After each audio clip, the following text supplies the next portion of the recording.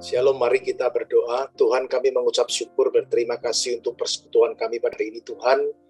Biarlah Engkau menyertai kami, membuka setiap hati dan pikiran kami di dalam nama Tuhan Yesus Kristus. Haleluya, amin. Shalom Bapak Ibu, saya mau share tentang masalah menghakimi, dan nanti kita akan lihat, kita akan belajar dari ajaran Tuhan Yesus Kristus, bagaimana tentang kita yang gampang menghakimi ini. Suka nggak suka Bapak Ibu, sadar nggak sadar, meskipun kita sudah jadi hamba Tuhan ya, sudah jadi pengurus, koordinator, pelayan Tuhan, ternyata kalau kita lihat keseharian kita, mungkin kita tidak terlalu memperhatikan, tetapi sadarilah bahwa ternyata kita ini masih suka menghakimi. Kita cepat melakukan penghakiman kepada orang lain, kita cepat menjatuhkan keputusan bahwa orang lain bersalah, kita selalu menilai buruk terhadap apa yang dikerjakan oleh orang lain. Nah, hal-hal ini bahkan kita lakukan di dalam keluarga-keluarga kita, kepada istri kita, anak kita, suami kita, dan juga bahkan teman-teman kita di gereja pun kita menghakimi, kita merasa kita lebih baik daripada mereka.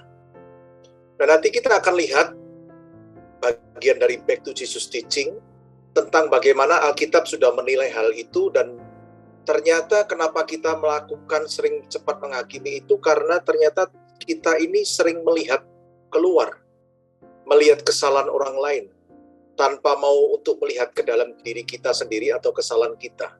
Sehingga yang kita lihat ya kesalahan orang lain terus. Sehingga kita sebetulnya dalam satu keadaan merasa kita lebih baik dari orang lain merasa lebih bersalah, hidupnya lebih nggak bagus dari kita, hanya berdasarkan kita lihat kesalahan-kesalahan kecil mereka, tanpa pernah kita mencoba untuk berani melihat ke dalam diri kita sendiri, yang ternyata jauh, ternyata kita kadang bahkan keburukan kita lebih besar daripada keburukan orang-orang yang kita hakimi itu. Nah, kita akan melihat di dalam Matius 7, ayat yang ketiga sampai kelima. Mengapakah engkau melihat selumbar di mata saudaramu?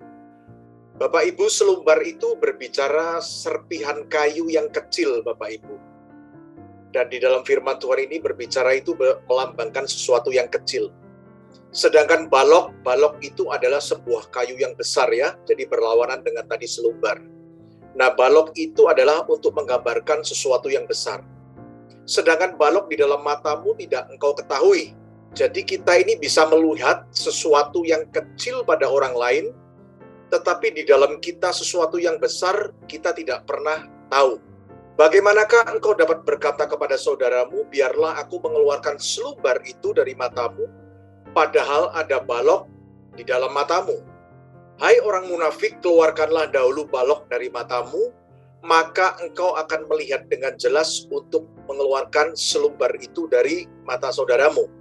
Nah, inilah saudara yang membuat kita itu sering menghakimi, kita sering menilai orang lain itu lebih buruk dari kita sering mengkritik orang itu karena kita terlalu sering mengadakan aktivitas melihat keluar. Kita melihat orang lain, sehingga sekecil apapun selumbar atau kesalahan kecil orang lain itu gampang sekali kita dapat. Karena kita observasinya keluar terus nih Bapak Ibu. Kita nggak pernah melihat ke dalam. Padahal kalau kita melihat ke dalam, yang kita lihat bukan selumbar. Yang kita lihat bukan suatu kesalahan yang kecil.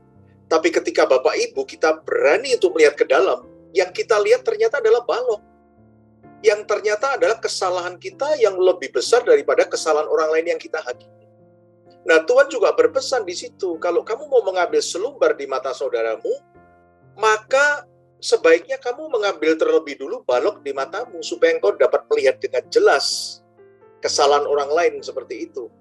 Nah, kadang kita seperti itu Bapak Ibu.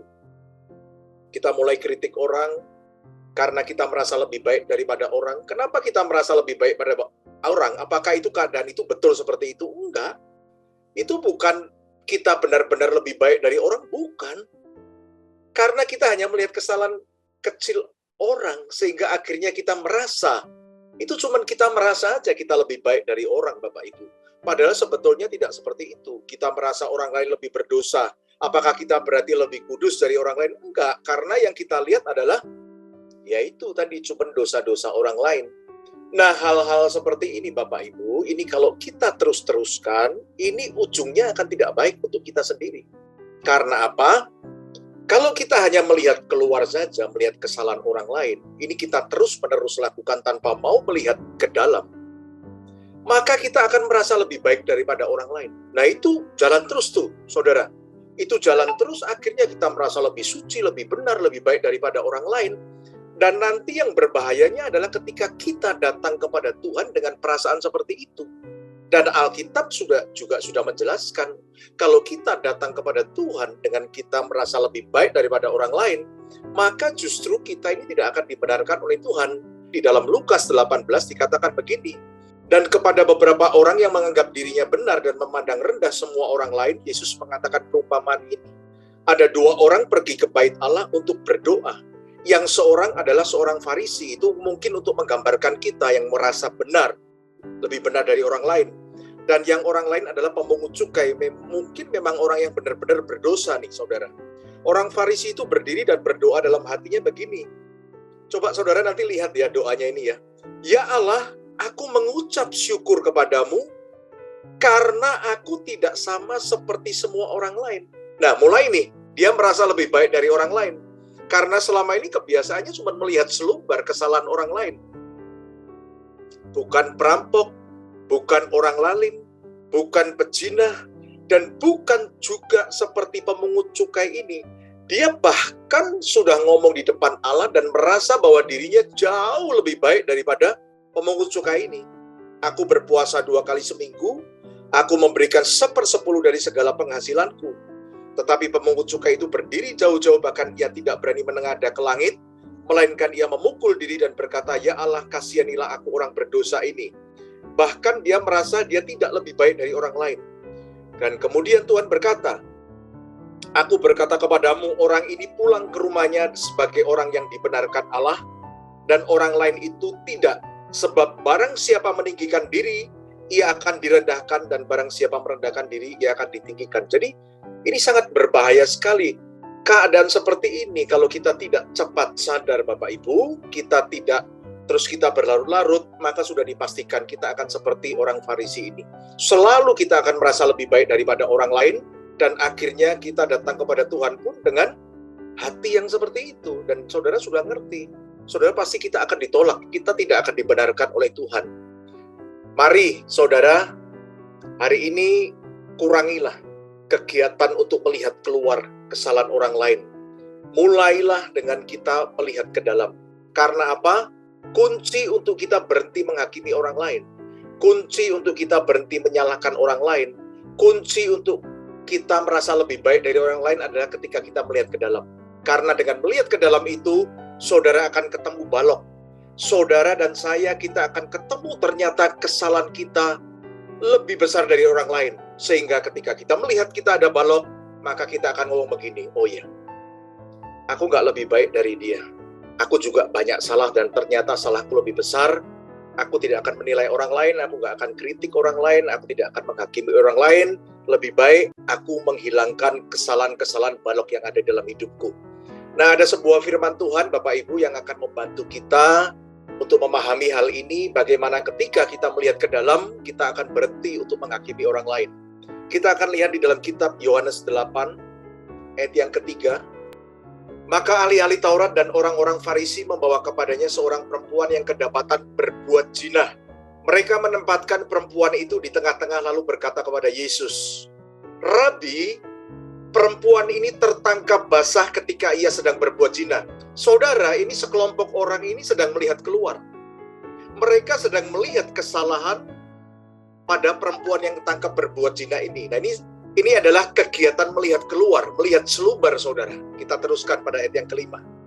Musa dalam hukum Taurat memerintahkan kita untuk melempari perempuan-perempuan yang demikian. Apakah pendapatmu tentang hal itu? Ayat yang keenam. Mereka mengatakan hal itu untuk mencobai dia, supaya mereka memperoleh sesuatu untuk menyalahkannya. Tetapi Yesus membungkuk lalu menulis dengan jarinya di tanah. Ayat yang ketujuh. Dan ketika mereka terus-menerus bertanya kepadanya, ia pun bangkit berdiri lalu berkata kepada mereka, Barang siapa di antara kamu tidak berdosa, hendaklah ia pertama yang melemparkan batu kepada perempuan itu. Ayat yang ke-8. Lalu ia membungkuk pula dan menulis di tanah. Ayat yang ke-9.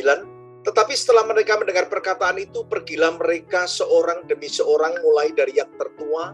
Akhirnya tinggallah Yesus seorang diri dengan perempuan itu yang tetap di tempatnya. Kita kembali pada ayat yang ke-7. Kita lihat ayat yang ke-7.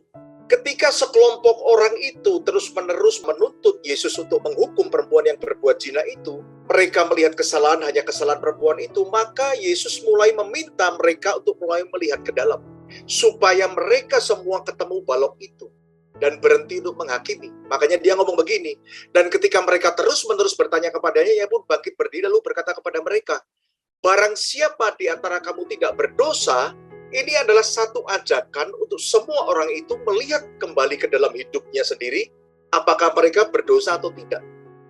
Hendaklah ia yang pertama melemparkan batu kepada perempuan itu. Dan kita lihat apa yang terjadi selanjutnya. Ayat yang ke-8. Lalu ia membungkuk pula dan menulis ke tanah. Ayat 9. Perhatikan saudara, setelah mereka melihat ke dalam semua, setelah mereka introspeksi, mereka berhenti melihat kesalahan perempuan itu, mereka mulai melihat ke dalam hidup mereka sendiri, mulai Bapak Ibu. Mereka ketemu balok itu. Mulai mereka akhirnya menyadari, loh kok, kelihatannya dia berzina ya. Aku padahal juga melakukan dosa yang lebih besar lagi. Dia ketahuan tertangkap basah, tapi aku tidak tertangkap basah. Waduh, ternyata hidupku juga nggak lebih baik dari perempuan ini. Satu persatu, Bapak Ibu. Satu persatu. Sehingga pergilah mereka seorang demi seorang mulai dari yang tertua, yang baloknya paling gede. Ya jelas dah Bapak Ibu, semakin kita tua, semakin banyak dong balok yang ada dalam hidup kita, lebih banyak dari anak kecil dan orang muda. Lebih banyak kesalahan dan dosa kita. Makanya ini firman Tuhan ini ya dan amin. Yang pulang bukan yang muda dulu, yang tua dulu, yang baloknya paling berat, paling besar ini. Ketika mereka sadar, waduh, mungkin dia nggak tertangkap berzina, tapi kemarin mungkin loh Bapak Ibu ngintip orang mandi lah, punya pikiran porno lah. Akhirnya mereka semua sadar, oh iya ya, ternyata memang perempuan ini bersalah, tapi aku juga nggak lebih baik dari perempuan ini. Akhirnya apa, Bapak Ibu? Mereka meninggalkan perempuan itu seorang diri. Artinya apa? Ketika mereka melihat balok dalam hidup mereka, mereka berhenti menghakimi. Mereka mulai berhenti menyalahkan perempuan itu. Jadi, hari ini, supaya kita tidak lagi menghakimi orang lain, tidak lagi merasa lebih baik dari orang lain, hari ini Bapak Ibu, supaya kita berhenti mengkritik orang, menjelekkan orang, yuk sama-sama kita melihat ke dalam, dan kita akan ketemu balok itu saudara. Kesalahan yang mungkin lebih besar dari orang lain, yang akhirnya akan membuat kita berhenti menghakimi orang lain dan menyalahkan orang lain. Firman Tuhan ini memberkati kita semua. Mari kita tundukkan kepala dan berdoa. Bapa kami di dalam surga yang kami kenal dalam nama Tuhan Yesus, kami berdoa agar setiap kami mempunyai hati yang taat kepada firman Tuhan. Firman-Mu adalah untuk kebaikan kami, karena firman-Mu mengandung janji. Walaupun kadang kami tidak mengerti, tapi pimpinlah kami untuk dapat melakukannya. Mari Bapak Ibu kita dekapkan kedua tangan kita di dada. Jika saudara punya pergumulan, persoalan, tantangan dalam karier, studi, keuangan, masalah keluarga, kesehatan apapun juga termasuk perjodohan, biarlah berkat Tuhan turun ke atasmu dan kekuatan kasih Tuhan turun atasmu, dan percayalah Tuhan akan membukakan pintu-pintu berkat serta damai sejahtera Allah menaungimu senantiasa. Saudara terkasih, jika ada yang sakit, mari tumpangkan tanganmu di bagian yang sakit, supaya sembuh di dalam nama Tuhan Yesus Kristus. Haleluya, amin. Jika saudara masih membutuhkan untuk pelayanan doa dan konseling, saudara dapat menghubungi nomor yang tertera di bawah ini. Terima kasih, Tuhan Yesus memberkati.